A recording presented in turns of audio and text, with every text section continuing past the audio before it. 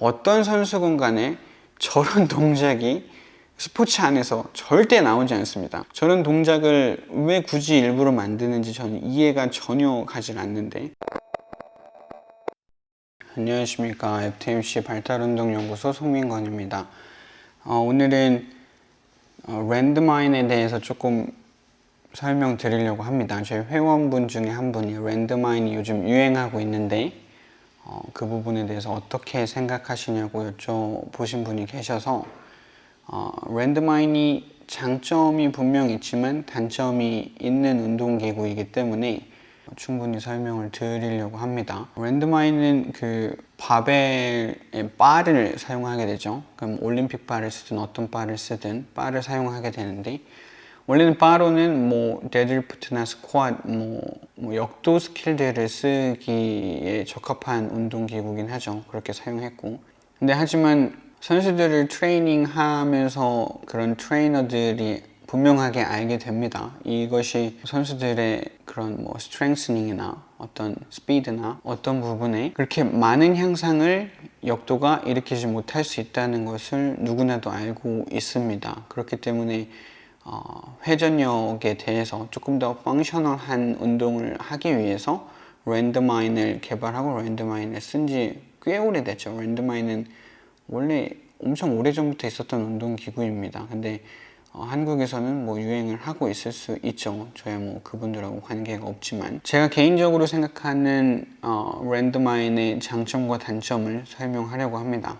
그 전에 랜드마인은 먼저 펑셔널 트레이닝 안에 포함이 되어 있습니다. 펑셔널 트레이닝이라고 하면 진짜 요즘은 뭐 그냥 아무거나 갖다 붙여도 다 펑셔널 트레이닝이 되는 것 같아요. 근데 랜드마인도 그런 부류 중에 하나죠. 어떤 하나의 근육을 뭐 이렇게 크게 한다기보다 전체적인 회전력과 전체적인 힘들을 쓰기 위해서 만들어 놓은 운동기구라고 생각이 됩니다. 하지만 분명히 장점이 있고 분명히 단점이 있기 때문에 이를 이해하고 잘 사용하시는 것이 필요하다고 생각합니다. 랜드마인은 역도의 데드리프트나 스쿼트 뭐 이런 부류의 운동들로서는 못 만드는 것을 충분히 만드는 것은 맞습니다. 장점이 충분히 있는 운동기구고 펑셔널하게 쓸 수 있는 기구인 것은 맞는데, 일단 동작이 너무 위로 간다는 거예요. 위로. 메디슨 볼을 밑으로 던지면서 트레이닝을 하는 것들을 가끔 봅니다. 근데 밑으로 던지는 거, 밑으로 점점 내려가는 거는 펑셔널하고는 관계가 조금 멀어요. 뭔가 파워풀하게 힘을 쓰겠다는 얘기인 거는 이해가 되지만, 강력하게 메디슨 볼을 밑으로 던지는 거는 그렇게 기능적인 회전력을 만들지 못합니다. 그럴 거면 메디슨 볼을 위로 던져야죠.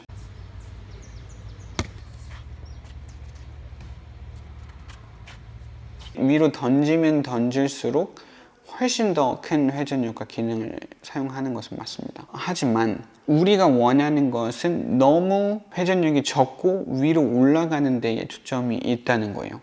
그러니까 랜드마인이 무게를 추가하고 할 수 있기 때문에 무게를 그렇게 높인다고 하면 회전력을 쓰기가 어려워요. 그러니까 이런 더 위로 올라가는 힘을 이렇게 위로 올라가지, 회전을 막 이렇게 회전을 가하는 상태에서의 힘을 막 무게를 많이 달아서 쓸 수가 없습니다. 위로 올리니까 회전력을 쓰면서 무게를 높일 수 있죠. 그러니까 랜드마인이라는 기계 자체가, 장비 자체가 위로 올리는 힘을 쓸 수밖에 없게 생겼다는 겁니다. 그러니까 저희가 원하는 회전력에 비해서는 현저하게 회전력의 정도가 너무 적다. 몸을 그래서 돌리는 이 범위 자체가 너무 적어요. 이 범위 자체가 더 돌렸으면 좋겠는데, 저희 같은 경우는 태권도 선수들을 훈련할 때도 그렇고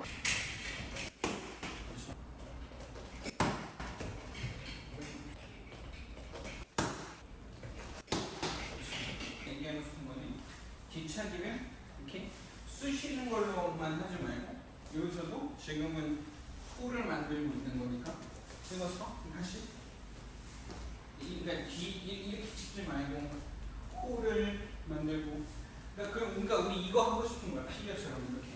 오케이?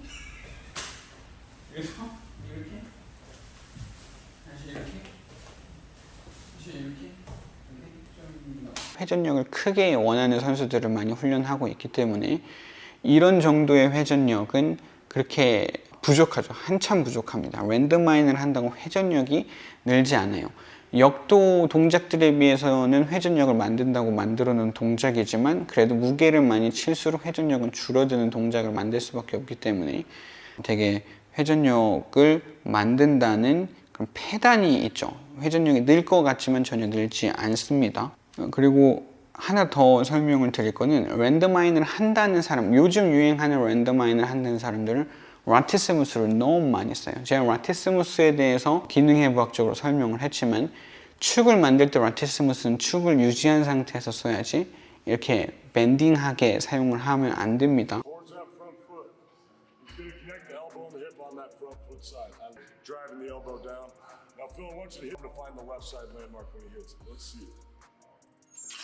Beautiful, and then that's that lockout position. He's got the left elbow and hip connected now, and right now he's as short as possible on the left side of his body, and punch. Bam, it's gonna teach you how to... 제가 해외 유튜버들 랜덤마인 하는 걸 제가 이렇게 영상을 갖고 왔는데 너무 라티스무스를 너무 많이 사용하죠. 이건 회전력을 만들겠다는 게 아니라 큰 힘을 라티스무스로 만들어내겠다는 얘기입니다. 어떤 선수건 간에 저런 동작이 스포츠 안에서 절대 나오지 않습니다. 저런 동작을 왜 굳이 일부러 만드는지 저는 이해가 전혀 가지 않는데 어찌됐건 저런 동작은 피해야 된다는 거. 척추는 항상 일직선이어야 되고 회전을 하면 회전을 했지 사이드 밴딩, 라테럴 밴딩이 되면 안 돼요. 굽혀지면 안 됩니다. 라티스무스를 엄청 우세하게 사용하면 안 돼요. 그거는 기능적인 게 아니라 스트렝스닝에 초점이 둔 상태고 그러면 회전력은 더 감소된 상태고 랜덤마인 자체도 회전력이 감소되어 있다고 제가 설명을 했는데 라티스무스를 이렇게까지 꺾어서 쓰면 회전력은 더 감소하게 되고 그럼 무게는 더 칠 수 있지만 기능적이지 못하다는 겁니다. 회전력이 더 포함되어 있으면 있을수록 훨씬 더 기능적인 거거든요.